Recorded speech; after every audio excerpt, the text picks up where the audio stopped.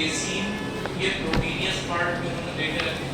मैं तो पहले बता दूं, देखो केसीन में बहुत कुछ ज्यादा पढ़ने का मतलब है नहीं, आपको पता है मिल्क प्रोटीन होता है, वे अलग करके बनता है, ठीक है, एंजाइम्स डाले जाते हैं उसमें।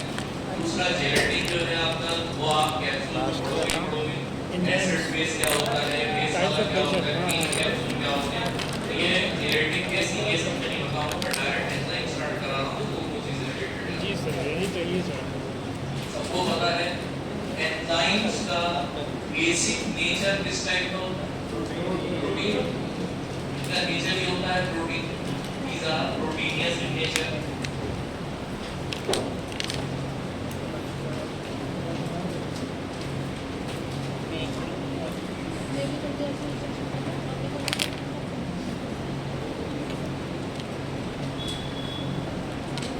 एंजाइम्स का नेचर होता है प्रोटीन, मतलब जैसी प्रॉपर्टी प्रोटीन्स की होगी बेटा वैसी ही प्रॉपर्टी किसकी होनी चाहिए? एंजाइम।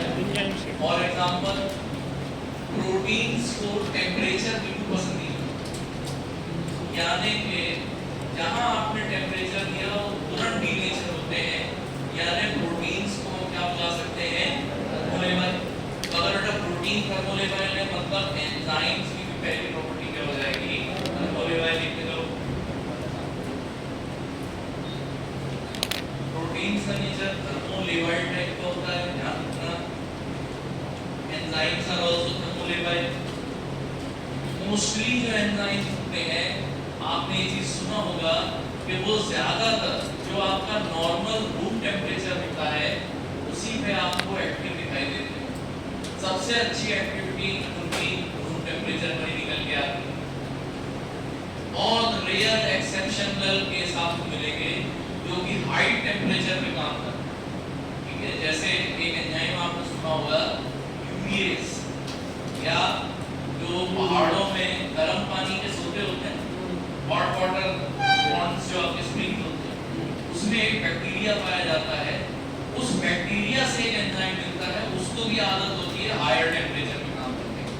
6th सेमेस्टर में जो आपके सीनियर हैं, आप लोग को शायद पीसीआर पढ़ाई की पॉलीमरेज चेन रिएक्शन, उसमें शायद एक एंजाइम मैंने बताया था टैग डीएनए पॉलीमरेज, ठीक है। तो वो एक एग्जांपल होता है पढ़ाई के अंदर, ठीक है। ज्यादातर आपको मोस्टली रूम टेम्परेचर की एक्टिव मिलेंगे, बहुत रेयर एग्जांपल होते हैं जो हैवी टेम्परेचर पे काम करते हैं।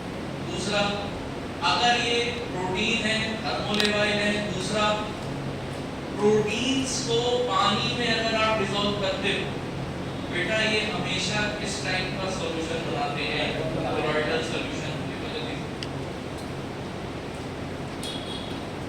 ये बनाते हैं कोलॉइडल सॉल्यूशन। ये हो गया दूसरा पॉइंट। बेटा एंजाइम्स भी कोलॉइडल सॉल्यूशन बनाने वाली चीज है। तीसरा पॉइंट, अगर बेटा प्रोटीन्स, बहुत ध्यान से देखना, प्रोटीन्स के हम वर्क की बात करें तो प्रोटीन्स वर्क वाइज उनका एक्शन हमेशा कैसा होता है?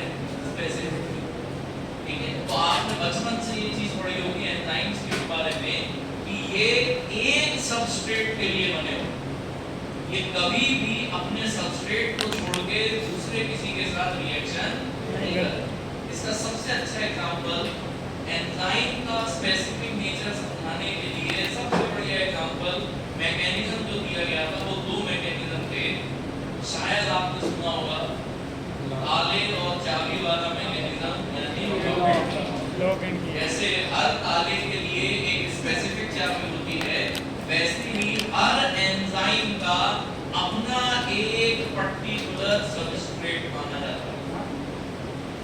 और दोनों में खास बात ये होती है कि एंजाइम और सबस्ट्रेट, ये रहा आपका एंजाइम, ये रहा आपका सबस्ट्रेट, दोनों एक दूसरे के, तो ऐसे याद रखना, पूरक होते हैं। पूरक मतलब कॉम्प्लीमेंट्री, राइट। इनके अंदर जो कमी है वो ये इनके पास आके पूरा करेंगे, इनके अंदर जो कमी है वो इनसे यहाँ से इनको कंप्लीशन मिलेगा। तो आपको ध्यान रखना है एंजाइम और सबस्ट्रेट एक दूसरे के कॉम्प्लीमेंट्री होते हैं। तो आप कभी ऐसा नहीं देखोगे कि ये एंजाइम इनको छोड़ के इस टाइप के सबस्ट्रेट के साथ जाके मिल जाए। आगे बात समझ में? तो आपको ध्यान रखना है यहाँ पर रिएक्शन कभी नहीं होगी। ये एक एंजाइम हमेशा एक ही सबस्ट्रेट पे रिएक्शन करेगा और जब हमारा टारगेट एकदम फिक्स होता है मतलब हम क्या हो जाते हैं, अब हम नॉन स्पेसिफिक नहीं रहे कि हम कहीं पे भी भाग सकते हैं। हमारा टारगेट फिक्स हो गया है, हमारा नेचर स्पेसिफिक बन गया है। यहाँ तक पहुँच गए सब लोग।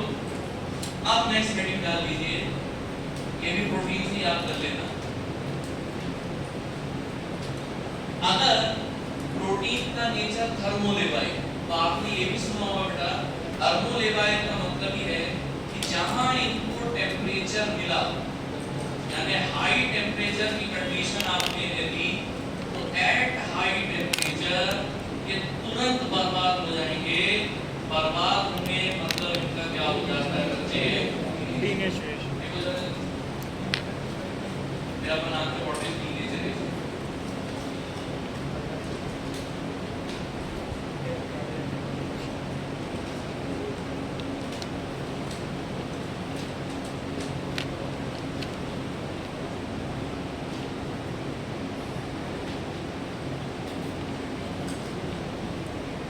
थर्मोलेबाइल का मीनिंग ही है ज्यादा टेम्परेचर होते तुरंत बर्बाद होगा।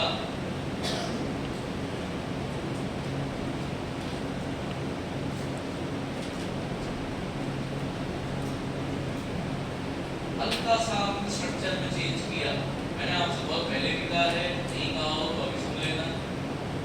जैसे हर टीचर के लिए उसकी इमेज उसके लिए सब कुछ होती है। इमेज हल्की सी खराब हुई, टीचर का करियर खत्म। स्टूडेंट्स के लिए इमेज सब कुछ होती है, स्टूडेंट्स की इमेज खराब हुई, स्टूडेंट का करियर पूरी तरीके से खत्म।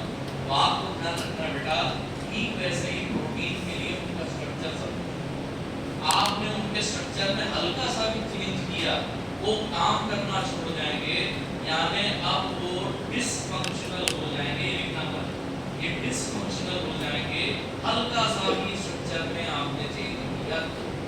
अब ये जो चेंज हो रहा है इसकी वजह से हो रहा है, और ध्यान से देखना, अल्टीमेटली हाई टेम्परेचर से डीनेचुरेशन होगा। देखो ये चीज तो कन्फर्म, हाई टेम्परेचर दोगे प्रोटीन को डीनेचुरेशन होना कन्फर्म। लेकिन ये हाई टेम्परेचर के भी कुछ टाइप, समझना इस चीज को बताना। हाई टेम्परेचर के भी कुछ स्पेसिफिक टाइप्स हो, या तो आप उसको हाई टेम्परेचर दे रहे हो और साथ में मॉइस्चर भी दे रहे हो। और अगर मैं गलत नहीं हूं तो आपने ऑटोक्लेव के बारे में सुना होगा। ऑटोक्लेव में टेम्परेचर भी होता है, टेम्परेचर के साथ और क्या होता है, नमी यानी वाटर, यानी अल्टीमेटली हम स्टीम की बात करते हैं, ठीक है। तो अगर आपने उसे मॉइस्ट हीट दी, नमी वाली हीट दी, तो भी डीनेचुरेशन।